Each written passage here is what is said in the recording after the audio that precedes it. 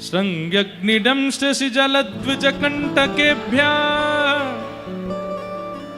श्रृंग्यग्निडंष्टि जलद्विजकंटकेभ्यः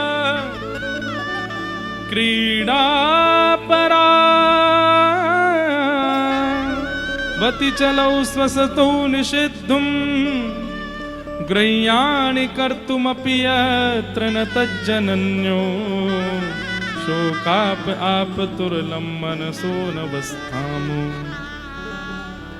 ठाकुर जी की मधुर लीला चल रही है। कभी गैयान के सींग पे चढ़ जामे, कभी अग्नि यशोदा मैया की चूल्हा ते अग्नि निकालना में, कभी गैया के बछिया बछड़ान के दांत गिने और अपने दांत गिने, होड़ लगा में कौन के ज्यादा। जल, कभी यमुना जी में खेलें, कभी जल में कूद जाएं, मैया ते कहे मैया मोए बचा, मैया बचावे जावे तो मैया ये पकड़ ले में। ऐसे ऐसे ठाकुर जी को ऊधम।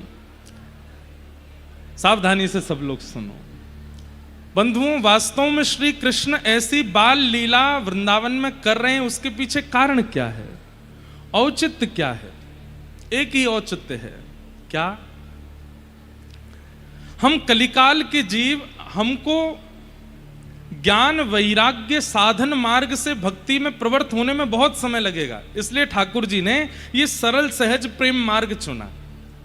अब छोटे छोटे बालक हैं, वो जब ठाकुर जी की बाल लीला सुनते हैं तो सहज ही ठाकुर जी के प्रति मित्र भाव रखने लगते हैं। यहाँ पे कितने सारे वैष्णव आते हैं, वो ऐसे छोटे छोटे ठाकुर जी लेके आएंगे, उनके ठाकुर जी की आकृति, कोई अब बोलने तो नहीं चाहिए शब्दों में, गुड्डा गुड़िया ऐसे लगेंगे।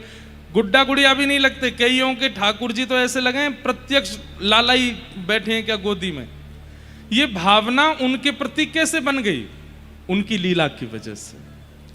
अब किसी भी प्रकार से सही, आबाल वृद्ध बनिता, भागवत जी में वर्णन है कि ठाकुर जी को भजवे वाले केवल सन्यासी नहीं है, विरक्त नहीं है, वृद्ध नहीं है, आबाल वृद्ध बनिता, सब बालक से लेकर के बड़े तक सब ठाकुर जी को अपना मानते हैं। क्यों? क्योंकि वर्सेटाइल लीला की है। बाल अवस्था में इतने ऊधम मचाए कि बालक इनको देख करके अपना सखा मानते हैं। कुमार अवस्था में ऐसी लीलाएं की हैं कि युवा जन इनके पराक्रम को देख करके इनको अपना आइडल मानते हैं। और अपने विश्राम अवस्था में ऐसा राजकीय रूप धारण किया, ऐसा शास्त्र का निरूपण किया कि बड़े बड़े ज्ञानी इनके ज्ञान को सुनकर के मोहित हो जाते हैं। जीवन ठाकुर जी जैसा जियो। जब आयु या परिस्थिति की जो मांग है, ठाकुर जी ने अपनी लीला में उस मांग को प्रस्तुत किया। बाल अवस्था में पूर्ण रूपेण बालक ही रहे। संज्ञग्निडंष्टि जलद्विजकंटकेभ्य। शुकाचार्य जी एक ही श्लोक में बता देते हैं ठाकुर जी कितने ऊधम करते हैं। और इन ऊधमों के पीछे कारण क्या कि चाहे इसी भाव से सही आकर्षित तो होंगे भक्ति भाव के प्रति। देखे बिन कान्हा जब मन नाही माना, इन आंखों से आज हमने ब्रह्म पहचाना है।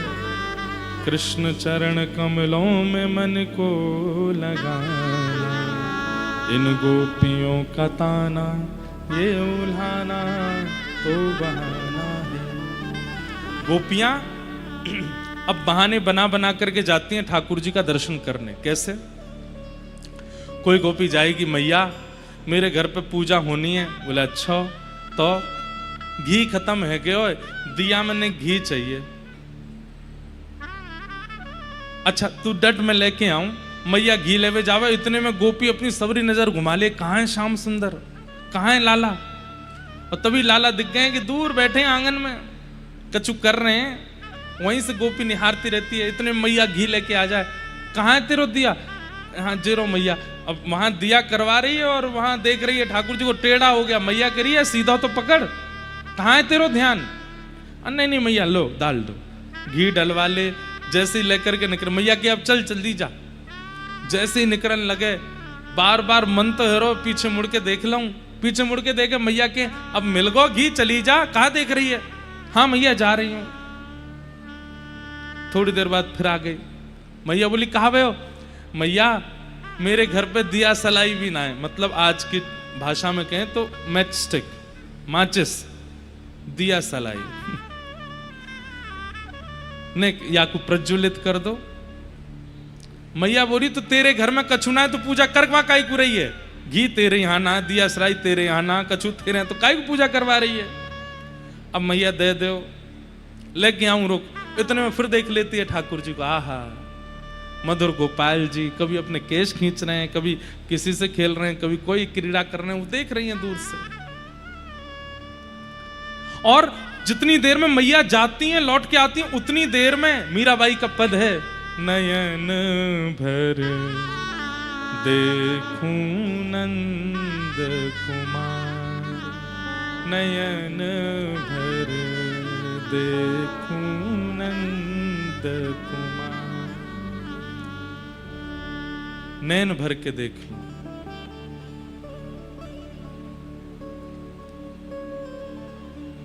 मैया लौट के मिले, तेरो दिया जल गो, अब चली जा। दिया लेकर के निकलती है बाहर, थोड़ी देर बाद फिर आ जाती है। मैया के अब कहाँ गए हो? मैया हवा चल रही है, भूज गए हो, फिर जराए दो। मैया बोली तेरे मन की जान नहीं हूं मैं, मेरी शर्म ना आवे, नेक्स्ट सो मेरो लाला ऐसे बाय टुकुर टुकुर देखती रहे, नजर लग जाएगी कोई की। अरे मैया तेरे लाला को कौन की नजर लगेगी? ऐसो प्यारो ऐसो सुंदर तेरो लाला है, वाकू देखवे को मन करे। यशोदा मैया तो डर के मारे लाला को बाहर ही नहीं निकलने देती। हमारे पुष्टि मार्ग के एक वैष्णव अपने भाव में प्रस्तुत करते हैं कि यशोदा मैया सुबह लाला को जगावे, नभावे, और नभावे भी ना है, गिरे कपड़ा ते पहुंच दे और बढ़िया सुंदर श्रृंगार करे। इतनो सुंदर श्रृंगार करे मैया, रज रज के ठाकुर जी के एक एक बिंदी इतनी सुंदर लगावे, और पूरे स्वरूप को श्रृंगार करके काजल लगा के, केश गूंथ के, मोर पिछ धारण करा के, माला पहना के, कौंदनी धराए के, पाजे पहनाए के, और फिर लाला की पूरी आरती कर ले। जैसे रोज यहाँ लाल जी की नजर उतारी जाए ना, ऐसी मैया पूरी राई नौन करे, ऊपर से नीचे तक लाला की सबरी नजर उतार ले। और नजर उतारवे के बाद लाला इतकू हुआ, जैसे ठाकुर जी पास में जाए सो बाल बिगाड़ दे, यहाँ ते थोड़ा यागू ऐसे पहुंच दे, आंखन को काजर नेक नेक फैला दे ऊपर नीचे। मैया के लाला के मैया तू पेरो श्रृंगार करे ही काई कुए, जब तो बिगाड़ना होवे तो सबरे वस्त्रन को अस्त व्यस्त कर दे। बोल अब जानंद भवन ते बाहर, क्यों बुरो सो बन के जाएगो तो नजर नहीं लगेगी। तो मैया सुंदर बनावे क्यों कुए? वो तो मैं अपने नेत्रन के काजे बनाऊं, सबन के काजे थोड़ी बनाऊं। ऐसी यशोदा मैया को स्नेह है ठाकुर जी से। बंधुओं, मेरा मन है कभी अवसर मिलेगा ना, केवल यशोदा मैया की भक्ति ठाकुर जी के प्रति, गोपियों का भाव सब कहते हैं, किशोरी जी का भाव भी सब सुनाते हैं, पर श्री यशोदा जी का भाव कहीं ना कहीं सीमित ही रह जाता है। इतना सीमित नहीं है यशोदा जी का भाव, असीमित है। और जिन लोगों का ठाकुर जी के प्रति बाल्य लोल्य भाव है ना, बालक भाव, उन्हें उनसे कहना नहीं चाहिए, पर कई अपराध बनते हैं सेवा में। यशोदा मैया का चरित्र जरूर सुनना है। मैया कितनी सावधानी रखती है। अरे देवादिदेव महादेव द्वार पर आ जाते हैं, नहीं लेके आती लाला को बाहर, नहीं लेके आती। बोले मोए अपनो लाला घर में ही बूढ़ो करनो पड़ जाए तो दर्शन नहीं कराऊंगी। हम लोग कई बार ठाकुर जी के सुख का विचार नहीं करते। यशोदा कौन जो ठाकुर जी के सुख का विचार करे, उनके सुख का विचार करके उनकी सेवा करती हैं। पुष्टि मार्ग में श्री यशोदा जी के भाव से ही सेवा होती है ठाकुर जी की। जब ठाकुर जी का जन्मोत्सव होता है ना जनवरी में, कई आचार्य चरण हमको आज्ञा करते हैं आप भी मेहंदी लगाओ आज, तो हम तो संकोचवश रह जाते हैं, लेकिन लगानी चाहिए। वो कहते हैं कि आज आपके लाल जी का जन्मोत्सव है, आपको तो यशोदा बनना चाहिए। लेकिन फिर भी जन्मोत्सव ठाकुर जी का होता है 14 जनवरी, मकर संक्रांति। उस दिन चुनरी तो पहनते ही हैं, तभी ठाकुर जी की आरती करते हैं। थोड़ा यशोदा भाव तो प्रकट रूप में लाएं। नहीं तो हमारे व्रज में आप गोकुल में जाकर के देखेंगे, पुष्टि मार्ग की हवेलियों में देखेंगे, वहां जो मुख्य अर्चक हैं वो तो नख से सिख तक पूरी यशोदा जी का स्वरूप धारण करते हैं, पुरुष, और पूरे भाव से बिल्कुल यशोदा जी बनकर के फिर सेवा करते हैं ठाकुर जी की जन्माष्टमी पर। उसी भाव से ही उनकी सेवा स्वीकार होती है। लाला है, उस भाव से ही सेवा होती है। तो यशोदा जी का भाव बहुत असीमित नहीं है, बहुत विस्तृत है। आज ठाकुर जी ने सब पर कृपा करी। अब गोपियां आकर के मैया से शिकायत करें, तुम्हारो लाला यहां चोरी करे, ऐसो करे, ऐसो करे। मैया ने मन में विचार करी कि मेरो लाला सब पे अनुग्रह करे, सबको दर्शन करावे, ये मुंह पे अनुग्रह क्यों ना करे। मन में भाव आयो। आज ठाकुर जी ने मन बना लियो, आज तो मैया ते आनंद लेनो है। सुबह उठते ही ठाकुर जी आए, यशोदा मैया दही बिलो रही है, दोनों भुजान के बीच में अवकाश, ठाकुर जी नीचे से बीच में ही घुस गए, मैया के सामने आए के खड़े हो गए। सुबह सुबह दोनों हाथ पकड़ लिए। कहा बात है लाला, काय को रोक रहो, मुंह दही बिलोन दे। मैया मुंह को पहले जे बता। बोले कहा तो को दूध प्यारो है कि पूत प्यारो है। मैया बोली लाला दूध काय को प्यारो होगा ना है मैया, तू 24 घंटा दूध में ही लगी रहे। कभी तू दही जमाए रही है, कभी तू छाछ निकाल रही है, कभी तू मक्खन बिलोए रही है, कभी तू दूध निकाल रही है, कभी कछु कर रही है, पूरे दिन दूध में ही लगी रहे। मुंह तो संशय होवे तो को पूत प्यारो की दूध। अच्छा लाला मैं पूरे दिन दूध में लगी रहूं। बोले हाँ, कौन के काजे लगी रहूं, मक्खन निकाल के कौन को पवाऊं। हाँ मैया पवावे तुम, ये दूध निकाल के कौन पवाऊं। बोले मुंह को पिवावे। दही कौन के काजे जमाऊं। बोले मेरे काजे। बोले कौन प्यारो भयो। बोले पूत प्यारो। बोले अच्छा मैया तो फिर मुंह अपनी गोद में पिया। आज मैं गैया को दूध ना पीऊंगा, आज मैं तेरो दूध पीऊंगा। मैया बोली लाला अब तू बड़ो है गो, अब तू गैया को ही दूध पियोगा। ना है मैया मैं तो तेरो दूध पीऊंगा। मैया ने गोद में लिटा लिए और ठाकुर जी 4-5 साल के, बंधुओं 7 साल तक ठाकुर जी ने मैया का ही दूध पिया है। इसका प्रमाण तो हमारे नाना जी ने दिया था। जब भगवान ने गिरिराज जी धारण किए तो 7 दिन तक ठाकुर जी ने ऐसी उंगली रखी तो ये भुजा जो है ठाकुर जी की, वैसे तो कोई असर इस पे पड़ा नहीं, पर यशोदा मैया को ऐसा लगने लगा कि ये भुजा ठाकुर जी की सूज गई है। ऐसे ही बैठे रहे ना, तो मैया ने लाला से कही लाला मैं कहाँ चिकित्सा करवाऊं, कौन से वैद्य के पास ले जाऊं। मोकुचे लाला को हाथ, दोनों हाथ ऐसे कर, ठाकुर जी ऐसे कर रहे। बोले देख जेवारो हाथ ने भारी है गो, सूज गयो है। मैया के कोई वैद्य के पास ले चलो, कोई औषधि दिलाओ लाला को। धीमे से ठाकुर जी बोले मैया मुंह पे एक औषधि है तो बताऊं। बोले कहा तू एकांत में चल फिर बताऊंगा। सब गिरिराज जी जब पुनः पधरा दिए, सब वहीं भीड़ लगी थी। मैया को एकांत में ठाकुर जी ले गए और एकांत में जाके बोले मैया अब बताऊं कौन सी औषधि। बोले कौन सी। बोले तू बैठ गई, लेट गए। बोले अब मुंह को अपना दूध पिवाए दे, तेरो दूध पीते देखियो मेरे दोनों हाथ एक से हो जाएंगे। यशोदा मैया के नेत्र सजल हो जाते हैं। और 7 बरस के ठाकुर जी गिरिराज धारण करने के बाद फिर मैया को दूध पी में, और मैया को दूध पीवे के बाद फिर मुंह पहुंच के कहें मैया अब देख। बोले हम वे लाला अब तो ठीक है। बोले हम वे मैया तू बस तेरो दूध ते बढ़िया कोई औषधि है, तू मुंह को बस दूध ही पिवाती रह कर। इतना स्नेह ठाकुर जी करते हैं।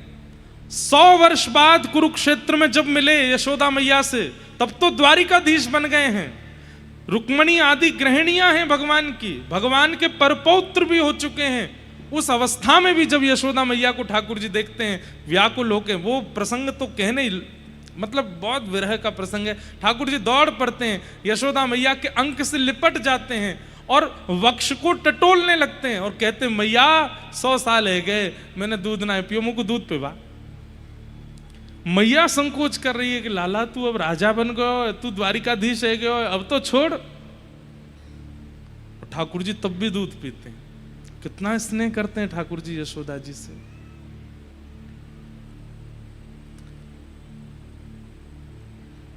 ठाकुर जी ने जैसे दुग्धपान किया मैया का, तो दूर चूल्हा पे जो दूध औट रहा था गैया का, ठाकुर जी की सेवा में तो सब चैतन्य हो जाते हैं, कोई जड़ थोड़ी है। दूध ने मन में विचार किया कि आज ठाकुर जी मेरा भोग नहीं लगाएंगे, आज मैया के दूध से आनंद ले रहे हैं, तो मैं जीवित कैसे रहूं। दूध औट करके स्वयं को जलाने लगा, नष्ट करने लगा। मैया ने जैसी देखी दूध निकल के बाहर आ रहे हो, ठाकुर जी दूध पी रहे थे मैया का, पकड़ के मैया ने नेक दूर किए, लाला नेक रुक मैं अब ही आऊं, और जैसी गई दूध संभालने।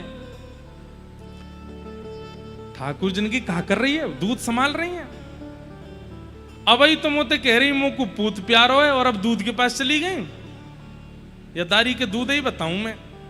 और ठाकुर जी ने महाराज एक डंडा लियो, जितने वहां गौ रस के मटका पड़े हैं सब एक एक करके फोड़न लगे, सब फोड़ दिए। यशोदा मैया ने पीछे मुड़ करके देखी तो सबरी मटकी फोड़ दी, और ऊपर की मटकी ने उछल उछल के फोड़ रहे हैं। कोई नहीं छोड़ूंगा आज, जो दूध ज्यादा प्यारा हो मैया को, या को नष्ट करूंगा मैं। मैया ने जैसे ही देखी, मैया बोली लाला तो आज ऊधम कर रहे हो, या को बतानी पड़ेगी। मैया ने अपनी साड़ी ने कसी, एक पतरी सी छड़ी उठाई और मैया बोली लाला। ठाकुर जी ने जैसे पीछे देखी, मैया कमर पे हाथ धर के छड़ी लेकर के आज पीछे दौड़ रही है। ठाकुर जी चौकड़ी मार के भागे माते, अब पीछे पीछे मैया आगे आगे लाला, कभी गली में कूद जाए, कभी कहीं कूद जाए, कभी कहीं पहुंचे, कभी कहीं जाए पीछे। मैया बोली तू चाहे जितना दौड़ आज ना छोड़ूंगी तो है। मैया मैं तेरो लाला ना हूं, मैं तेरो लाला ना हूं, तू लाला को मारेगी, वो ना है तू मेरो लाला, आज तो ये देखूंगा। ऐसे करके मैया दौड़ी, एक जगह जाकर के मैया जोर से हांफन लगी, थक गई। ठाकुर जी दूर बैठ गए और एक वृक्ष की ओट से कहने लगे मैया का है भयो। मैया बोली लाला मैं हार गई हूं, थक गई हूं। अच्छा थक गई है, कैसे हार दूर होएगी? बोले तू आजा, हृदय ते लग जा, सोई हार दूर रह जाएगी। मैं ना आऊंगा मैया, तेरे हाथ में छड़ी लग रही है, तू मारेगी मोह। आकाश में खड़े देवता यशोदा मैया को वंदन करते हैं। मैया इनकी भ्रकुटी टेढ़ी होने पर इंद्र का सिंहासन हिलने लग जाता है, इनके डर के मारे ब्रह्मा भी भागे भागे फिरते हैं, लेकिन आपके रोष के कारण आज जगत नियंता जगदाधार डर करके भाग रहे हैं। धन्य है यशोदा मैया, आपको प्रणाम। ठाकुर जी बोले मैया छड़ी फेंक दे, मैं आ जाऊंगा। जैसे मैया ने नेक दूर छड़ी करी, ठाकुर जी दौड़ करके गए, मैया के हृदय से लग गए। कितने सरल हैं ठाकुर जी। ठाकुर जी ये बात जानते हैं कि मैं पास जाऊंगा तो पकड़ लेंगी, लेकिन फिर भी सरलता, दौड़ करके गए। मैया तो नहीं मारेगी मोकू, जा करके जैसे अंक में भरे। मैया ने थोड़ी देर तो खूब लाड़ प्यार किया, अरे मेरो लाला आएगी, अरे मेरो लाला आएगी। अचानक मैया को याद आई कि मैं पीछे क्यों दौड़ रही थी। याद आती मैया ने लाड़ प्यार तो बंद किए, दूर किए। बोले आज प्यार नहीं मिलेगा तो चल, और हाथ पकड़ करके मैया ले गई और ले जाकर के ऊखल से ठाकुर जी बांध दी। बहुत देर तक तो ठाकुर जी बंधे नहीं। ठाकुर जी ये बता रहे हैं कि मैया मैं परमात्मा हूं, मुझे कोई ना बांध सके। लेकिन मैया के अंदर ऐश्वर्य भक्ति प्रधान नहीं है, ज्ञान भक्ति प्रधान नहीं है, प्रेम भक्ति प्रधान है, इसलिए मैया से ठाकुर जी बंध गए। समझ में आई बात? अगर आपकी भक्ति में ज्ञान की प्रधानता है, आप ठाकुर जी को नहीं बांध सकते। आपकी भक्ति में वैराग्य की प्रधानता है, आपकी भक्ति में अन्य अन्य भावों की प्रधानता है, ठाकुर जी को आप नहीं बांध सकते।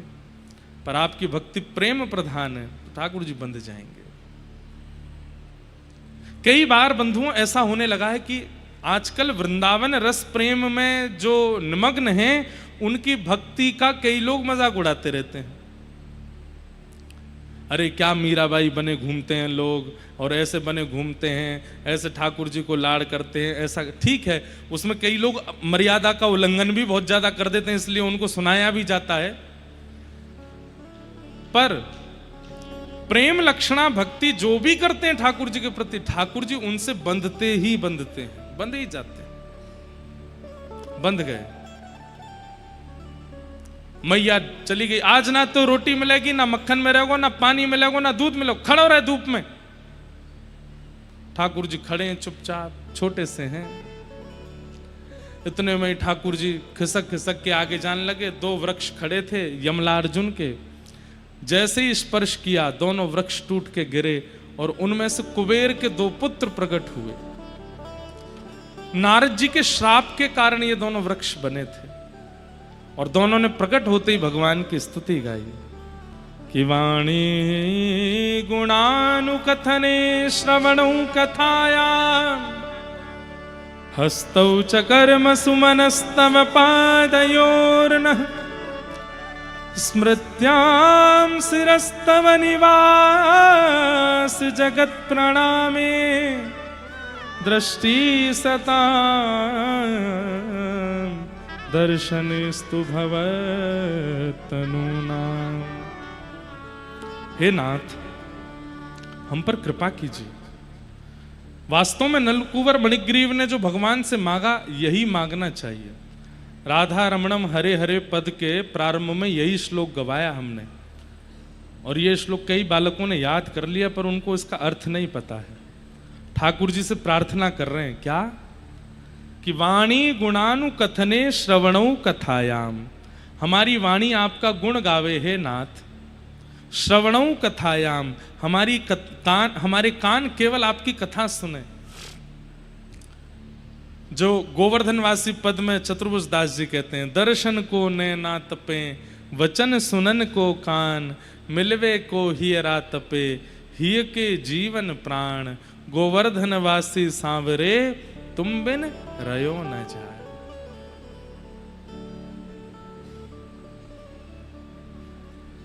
चतुर्भुज दास।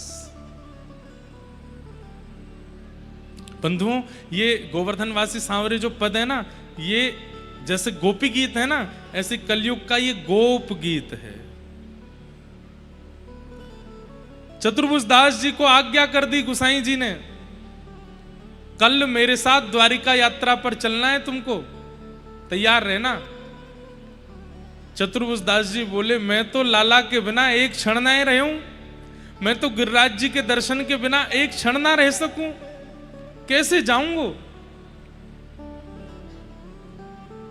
अभी यहां 3 को कथा विश्राम है, 4 तारीख से गिरिराज जी में कथा है, गोवर्धन में शरदोत्सव है। अभी तक सोचे ही रहा हूं मैं कि क्या विषय कहूं वहां पर। ये पद बहुत विस्तृत है और इस पद का इतना सुंदर भाव है, अगर मन बना तो इसी पद पर ही 4 दिन वहां कहेंगे। चतुर्भुज दास जी रात भर ठाकुर जी के चरणों में बैठे रहे और कहने लगे, हे नाथ, मैं आपके बिना नहीं रह सकता, आप गुरुजी से कहिए कुछ करके ऐसी व्यवस्था बनाओ कि मुझे द्वारिका ना जाना पड़े, मैं आपके बगैर नहीं रह सकता। बार बार चरण पकड़ते हैं, हे श्री जी बाबा, हे श्रीनाथ जी, ऐसी कृपा कर दो ना, रात में एक मेघ बरस जाए, इतनी बारिश हो कि जल भर जाए, गुरुजी अपने आप ही स्थगित कर देंगे, मैं आपसे दूर नहीं जानो, मैं गुरुजी तो मना ना कर सकूं, आपसे प्रार्थना कर सकूं ना। जैसे जैसे सूर्य उदय हो रहा है, प्रातः काल हो रहा है, चतुर्भुज दास जी रो रहे हैं, हे जय जय, कर दो ना वर्षा, ना कर रहे तो कछु ऐसा कर दो ना, मुंह को रोग लगाए दो, मैं रोगी है जाऊंगा तो गुरुजी ले जावे तो मना कर देंगे। अरे कछु तो ऐसा कर दो, जाते मुंह को गिरिराज जी छोड़ के ना जानो पड़े।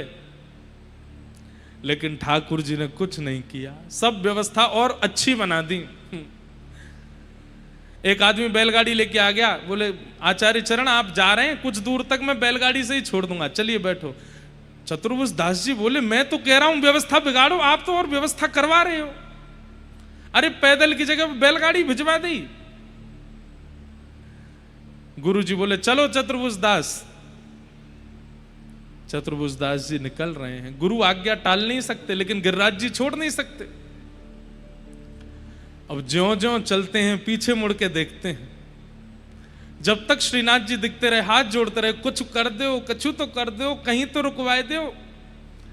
फिर गुरु जी के साथ चलने लगे, फिर पीछे मुड़ के देखा श्रीनाथ जी नहीं दिख रहे, केवल गिरिराज जी दिख रहे हैं। गिरिराज जी से प्रार्थना कर रहे हैं, मैं नहीं रह पाऊंगा, जैसे जल से मछली दूर रहती तड़पते मर जाए, मैं मर जाऊंगा। थोड़ी और दूर गए तो गिरिराज जी भी ढक गए, अब केवल ध्वजा दिख रही है। ध्वजा जी से प्रार्थना कर रहे हैं, कछु तो करो, आप भी दिखनी बंद है गई, मेरे प्राण निकल जाएंगे। और थोड़ी दूर जाके जब पीछे मुड़ के देखा, जब ध्वजा जी भी नहीं दिखी, चतुर्भुज दास जी को वहीं मूर्छा आ गई, वहीं गिर पड़े। गोसाई जी ने पीछे मुड़कर के देखा तो चतुर्भुज दास जी अचेत पड़े हैं। हाँ गिरधर प्राण गिरधर जीवन गिरधर, हाँ गिरधर प्राण गिरधर जीवन गिरधर कहकर के रो रहे हैं। गोसाई जी ने जाकर के जैसे ही जल का छिड़काव किया, क्या हुआ? चतुर्भुज दास होश में आए और होश में आकर के बोले, गुरुदेव मैं आपसे मना नहीं कर पाया, आपने आज्ञा की कि जाना है द्वारिका तो मैं चल पड़ा, लेकिन वास्तविकता ऐसी है कि मेरे नेत्र बिना कमल नयन को देखे रह नहीं सकते, बिना गिरिराज जी को देखे सुने स्पर्श किए मैं जी नहीं पाऊंगा। मैं आपकी आज्ञा का उल्लंघन नहीं करना चाहता, पर नाथ आपके चरणों में प्रणाम करते हुए बस आज्ञा चाहता हूं, मुझे वापस जाने की आज्ञा दे दीजिए, मैं गिरिराज जी के बगैर नहीं रह सकता। गोसाई जी मुस्कुराए, बोले तुरंत दौड़ के जाओ गिरिराज जी और वहीं रहो, कहीं मत जाना। दौड़ करके श्री चतुर्भुज दास जी दौड़ते हुए आ रहे हैं, नेत्रों से अविरल अश्रुधार, हे गिरधर प्राण गिरधर जीवन गिरधर। दौड़ते हुए आए, श्रीनाथ जी खड़े हैं, मधुर मुस्कान मुख पर है। चतुर्भुज दास जी आए, आकर के लिपट गए चरणों से, बोले बहुत छलिया हो, बहुत कपटी हो, बहुत निष्ठुर हो, कोई योजना नहीं बनाई मुझे भेजने की, सब योजनाएं व्यवस्थित और कर दी। अगर मैं मूर्छित होके नहीं गिरता, आ ही नहीं पाता लौट करके। श्रीनाथ जी बोले, तो को मूर्छित तू थोड़ी भयो, मैं नहीं तो कियो, ताकि तू मूर्छित होए और जब उठ करके अपने विरह वेदना सुनावे तो गुरु जी तो को वापस कर दे। अगर मैं कोई और योजना बनाता तो गोसाई जी तो जाते, पर तो को छोड़ जाते तो तू यहां रह करके पूरे समय गोसाई जी की चिंता करतो। या हमारे मैंने ऐसी व्यवस्था कराई कि तेरे हृदय को भाव गोसाई जी को समझ आ जाए और वही तो को आज्ञा करके वापस भेज दें। चतुर्भुज दास जी बोले, एक वचन दो। श्रीनाथ जी बोले, पहले वचन बता। बोले नहीं, पहले हाथ धरो, वचन दो। श्रीनाथ जी ने हाथ दिए, बोले कहा, बोले आज के बाद स्वयं ते दूर है वे वारी कोई भी योजना मेरे जीवन में मत भेजियो। मेरे अंतिम श्वास तक ऐसो कोई दिन नहीं आवे जिस दिन मैं आपको देखूं नहीं, आपको सुनूं नहीं, आपसे मिलूं नहीं, मुझको कुछ नहीं चाहिए। और तब चतुर्भुज दास जी ने यह पद गाया, गोवर्धन वासी सांवरे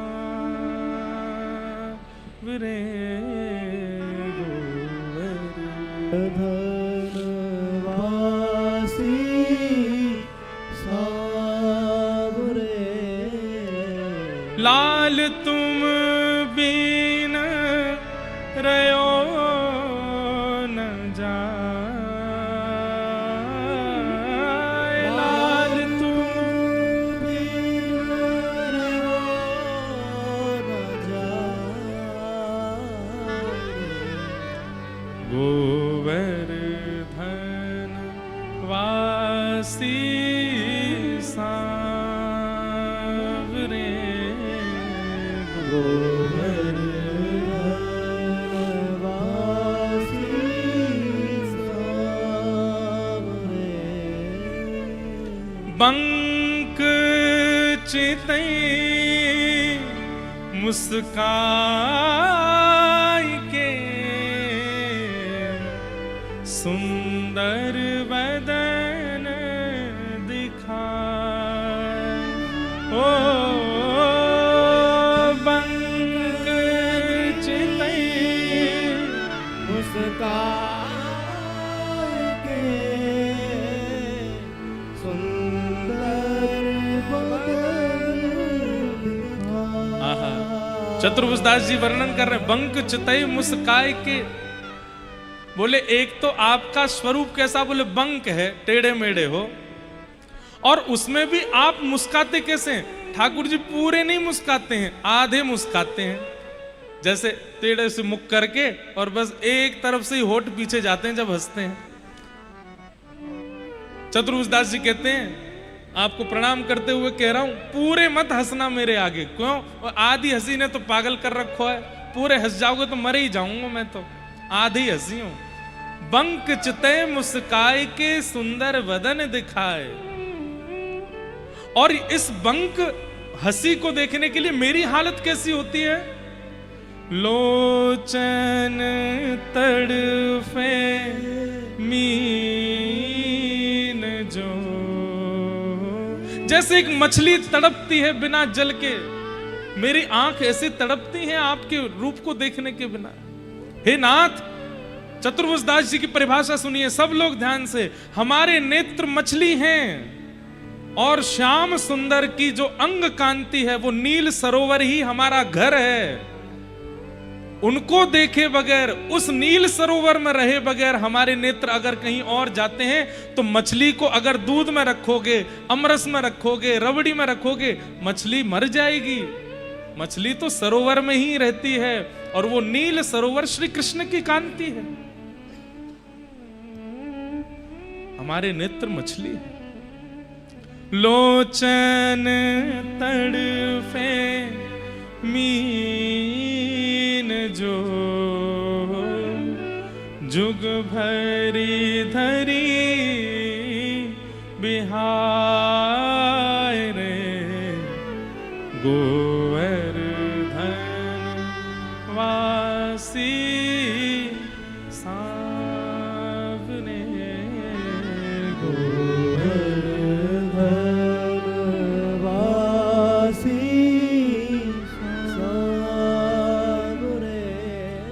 सुंदर पद है। और इसी पद में श्री चतुर्भुज दास जी कहते हैं, दर्शन को नैना तपे, वचन सुनन को कान, ओ दर्शन को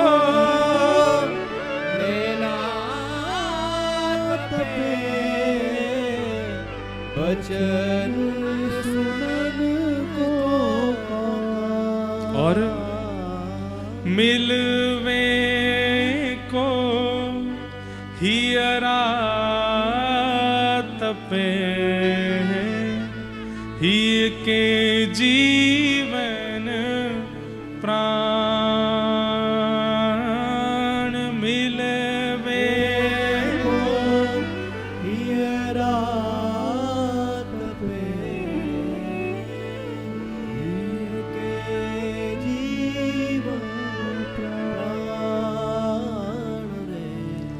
गोवर्धन वासी सावने, गोवर्धन वासी सावने। बंधुओं, ज्यादा कुछ नहीं कहेंगे पर इसी पद की कृपा से हमारे पास प्यारे गिरधर लाल जी पधारे। इसी पद की कृपा है। स्वयं ठाकुर जी ने इस पद को वरदान दिया है कि जो इस पद को नित्य गाएगा एक दिन मुझे जरूर पालेगा। हमने ये पद गाया और इसी पद की कृपा ऐसी हुई दास के ऊपर, 5 वर्ष लगे लेकिन गिरधर लाल जी आ गए। इस पद को नित्य गाओ, ठाकुर जी के सामने नहीं, ये तो एकांत में गावे वालो पद है। भैया देखो, सबरे पद, सबरे भजन, सबरे कीर्तन ठाकुर जी के सामने नहीं गाने चाहिए। मंदिर में ठाकुर जी विराज रहे, घर में एक स्थान पर ठाकुर जी हैं, दूसरे कमरा में जाके कीर्तन करो ताकि विरह हो। ठाकुर जी सन्मुख बैठे हैं और कैसे गाओगे? गोवर्धनवासी सांवरे तुम बिन रहो ना जाए, ठाकुर जी कह रहे हैं मैं तो यहीं ठाड़ा हूं, काय को गा रहा हूं, फिर कहीं जा दूर विरह कर तब गई हो। ठाकुर जी के आगे नहीं गाओ, ठाकुर जी के आगे आरती करो, भोग लगाओ, कभी कभी नाच लो, कुछ उत्सव मना लो। ठाकुर जी के सामने तो उत्साह वाले पद गाइए। जिन पदों में विरह है, जैसे मीराबाई के पद हैं, चतुर्भुज दास जी के पद हैं, इन पदों को तो एकांत में जाके गाओ। भोरी सखी के पद हैं, इन पदों को तो ठाकुर जी से दूर बैठ के गाओ ताकि विरह हो चित्त में। नलकूबर मणिग्रीव ने भगवान की स्तुति गाई और भगवान ने फिर उन दोनों को प्रसन्न किया। मैया यशोदानंद बाबा ने मन बना लियो कि अब हम गिरिराज जी में नहीं रहेंगे, अब हम गोकुल में नहीं रहेंगे, चलो यहां से कहीं और। कहां चलें? वनम वृंदावन वृंदावनम नाम पशव्यं नवकाननम गोप गोपी गवाम सेव्यम पुण्याद्रि तृणविरुधम।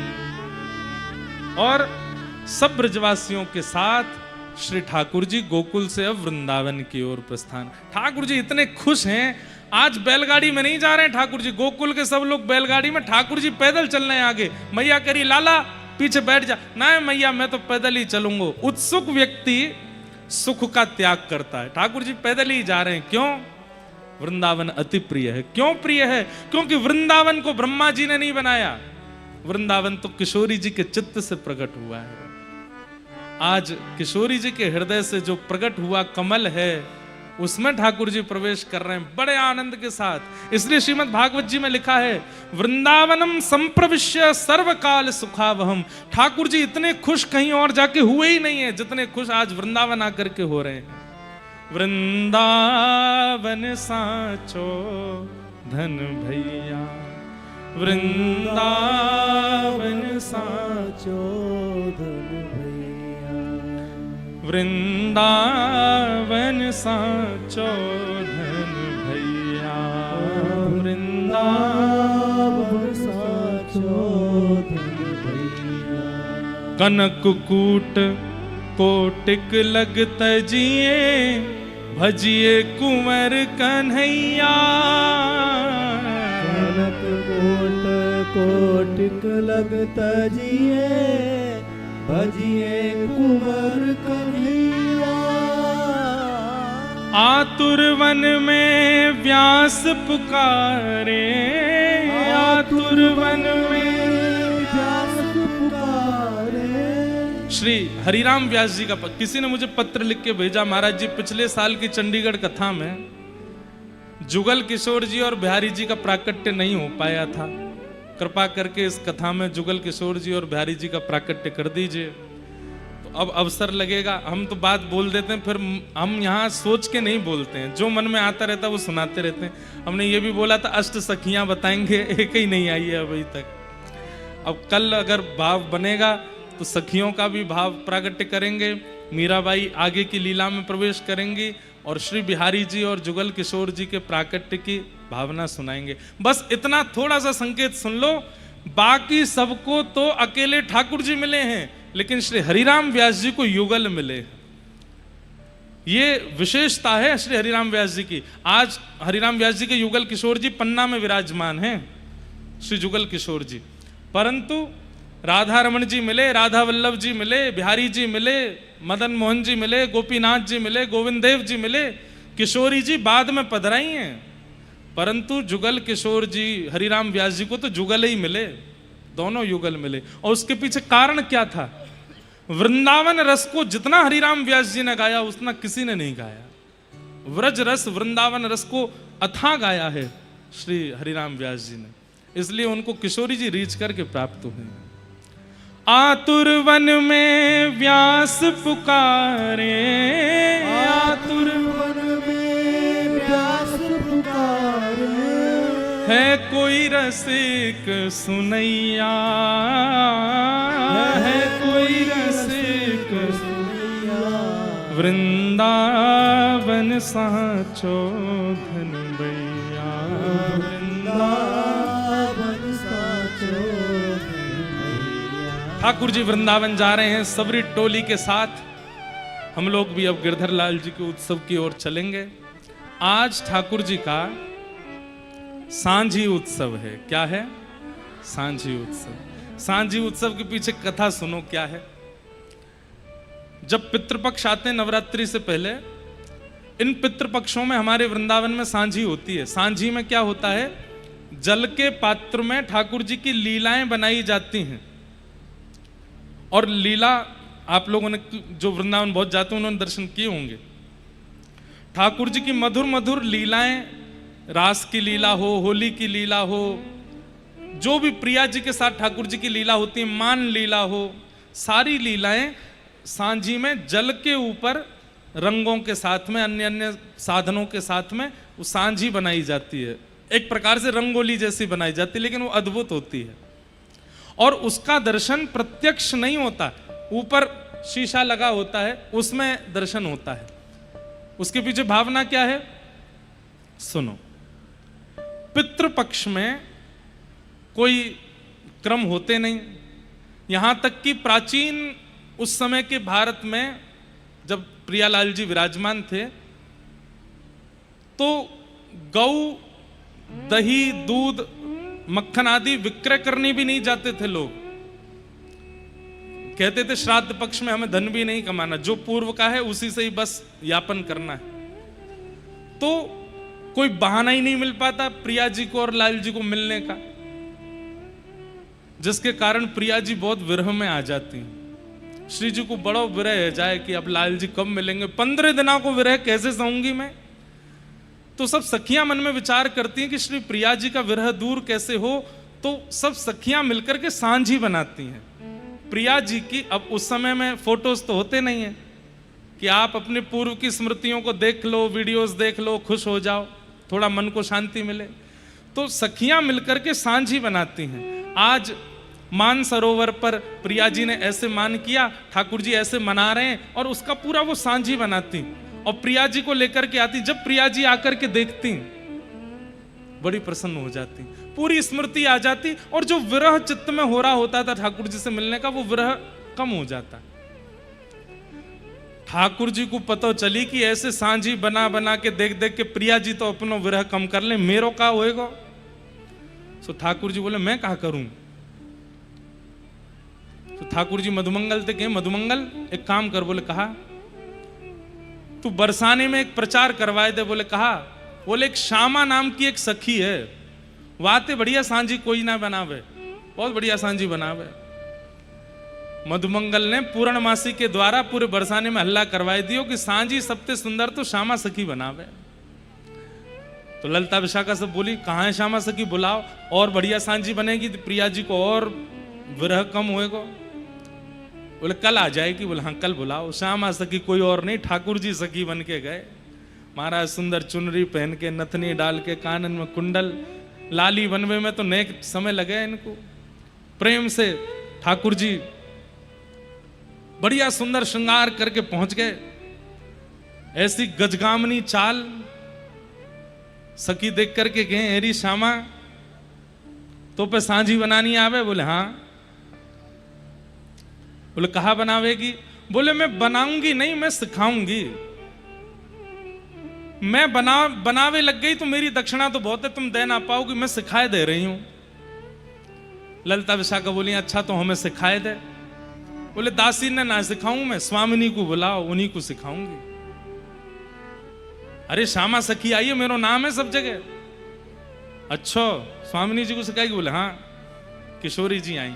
अब किशोरी जी बगल में बैठी हैं और ठाकुर जी मुखमंडल की ओर देख रहे हैं।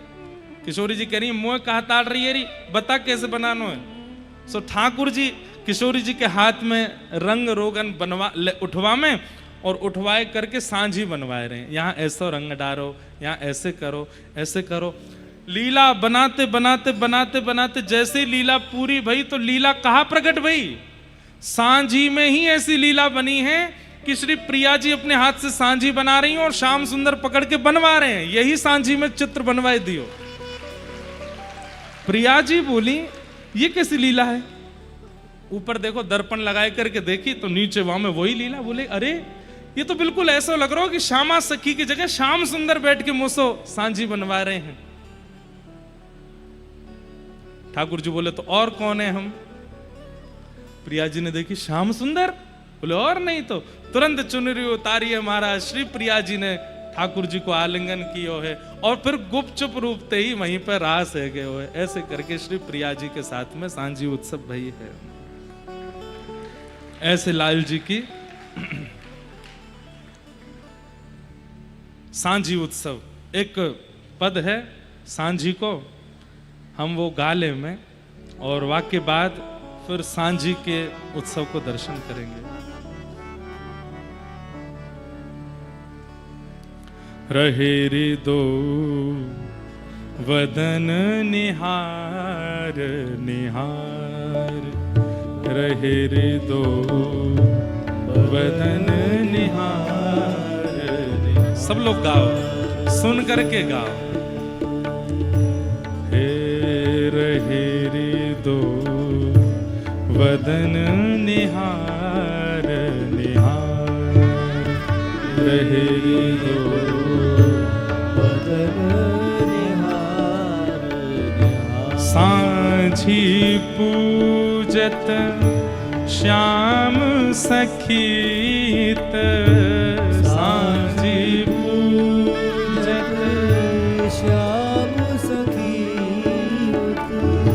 सांझी पूजत श्याम सखीत, सांझी पूजत श्याम सखीत। उत्तराधा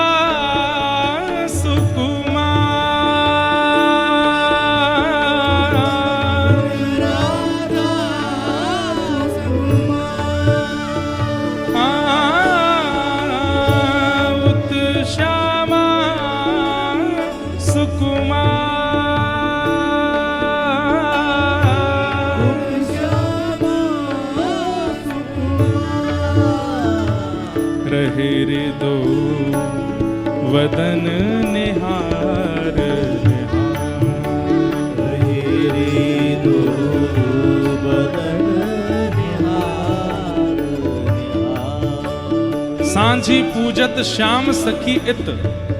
यहाँ पर सांझी श्याम सखी बना रही है, लेकिन सांझी के अंदर राधा सुकुमार श्री किशोरी जी के साथ ठाकुर जी सांझी बना रहे हैं, ऐसा प्रतिबिंब प्रकट हुआ है।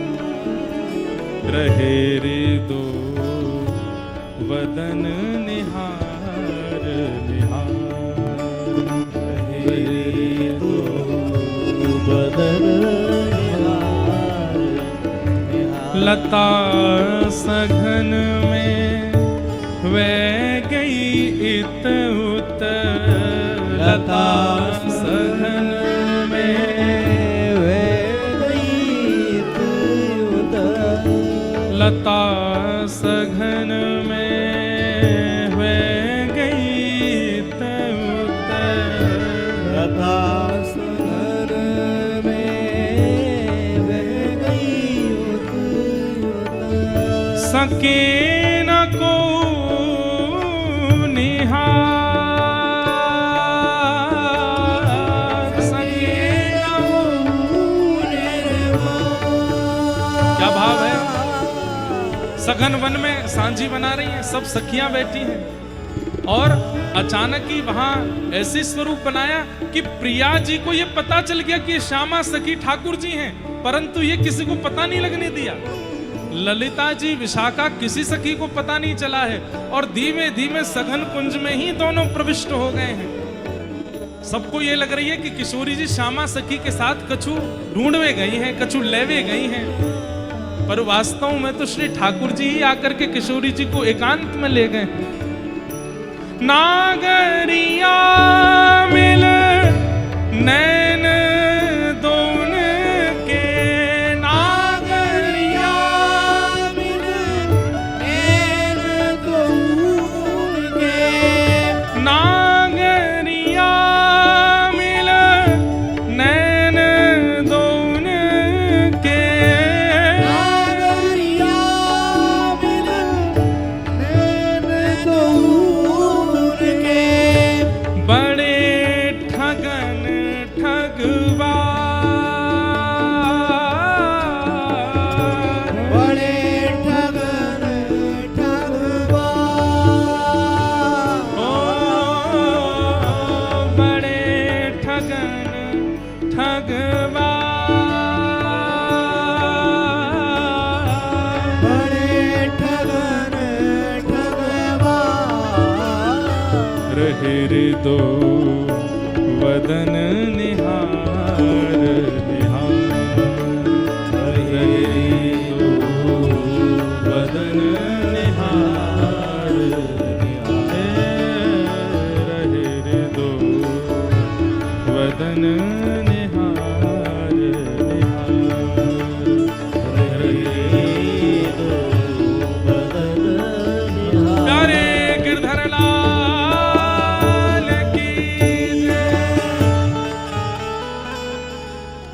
ऐसे ठाकुर जी वहाँ सुंदर सांझी उत्सव कर रहे हैं। किशोरी जी ने ठाकुर जी से कही है कि हे लाल जी, आप तो अद्भुत हैं, श्यामा सखी बन के आए हो, मोकू भी ठग लियो। और ऐसे भाव से ठाकुर जी को किशोरी जी से मिलना भयो है। इसी सांझी उत्सव का हम लोग दर्शन करेंगे।